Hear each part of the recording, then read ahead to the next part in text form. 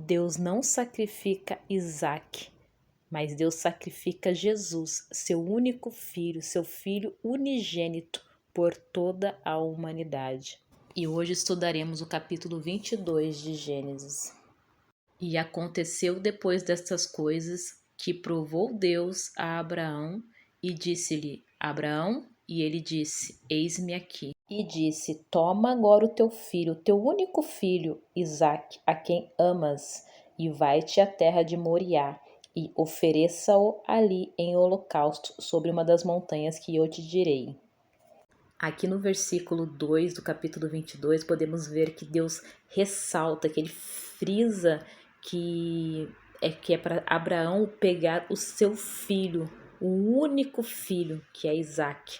Então ele deixa claro que Isaque é o filho dele, o unigênito, o filho da promessa.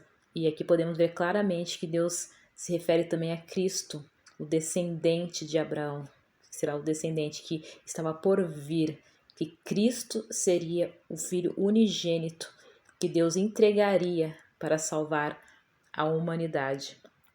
E aí Deus ainda fala, o filho que tu amas, porque Deus entregou tudo que ele tinha, que é o filho que ele ama, Cristo Jesus, a favor, em benefício à humanidade, para salvar toda a humanidade.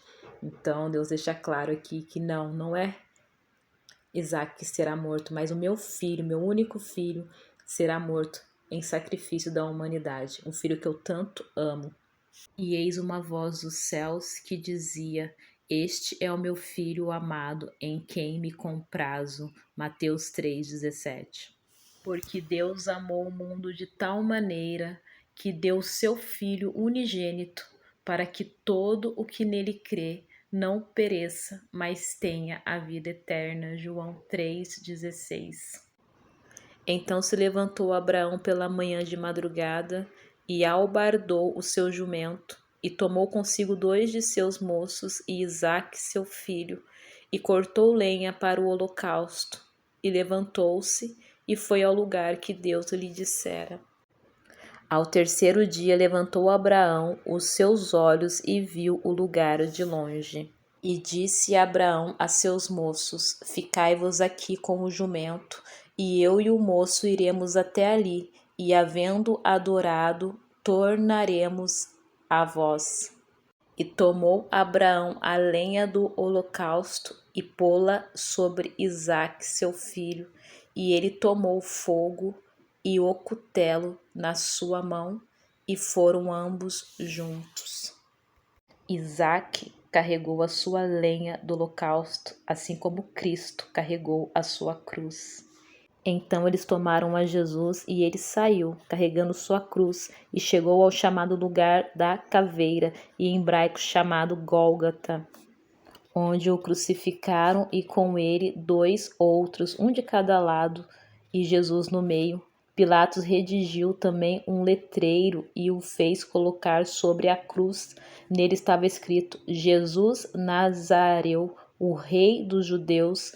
Esse letreiro muitos judeus o leram, porque o lugar onde Jesus fora crucificado era próximo da cidade e estava escrito em hebraico, latim e grego. Disseram então a Pilatos, os chefes dos sacerdotes dos judeus: Não escrevas o rei dos judeus, mas este homem disse: Eu sou o rei dos judeus. Pilatos respondeu: O que escrevi, escrevi. Quando Abraão toma, a lenha e põe sobre os ombros de Isaque, vejo aqui a figura do pai caminhando com seu filho, Jesus Cristo, indo até o holocausto para cumprir o que deveria ser cumprido. E na hora da crucificação foi a hora mais dolorosa para o pai, porque era a hora de abandonar o seu filho para que se cumprisse a salvação da humanidade. Então falou Isaque a Abraão, seu pai, e disse: Meu pai. E ele disse: Eis-me aqui, meu filho. E ele disse: Eis aqui o fogo e a lenha, mas onde está o cordeiro para o holocausto? E disse Abraão: Deus proverá para si o cordeiro para o holocausto, meu filho. Assim caminharam ambos juntos. E Abraão disse: Deus proverá para si o cordeiro para o holocausto. E foi isso que Deus fez. Ele providenciou para ele um cordeiro, o seu próprio filho. No livro de João, João cita Jesus, o Cordeiro de Deus. No dia seguinte, João viu a Jesus que vinha para ele e disse: Eis o Cordeiro de Deus que tira o pecado do mundo. João 1:29. Olha que interessante o versículo 4. Ao terceiro dia levantou Abraão os seus olhos e viu o lugar de longe. Ao terceiro dia, sabemos que Cristo ressuscitou ao terceiro dia.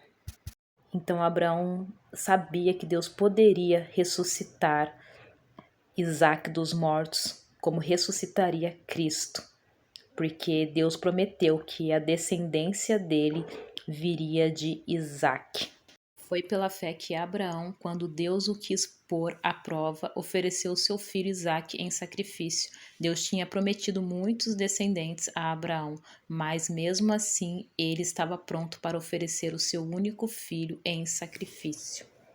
Sendo-lhe dito, em Isaque será chamada tua descendência, considerou que Deus era poderoso para até dentre os mortos o ressuscitar. Isaque e, por assim dizer, Abraão tornou a receber da morte o seu filho Isaque. Li Hebreus, capítulo 11, do 17 ao 19.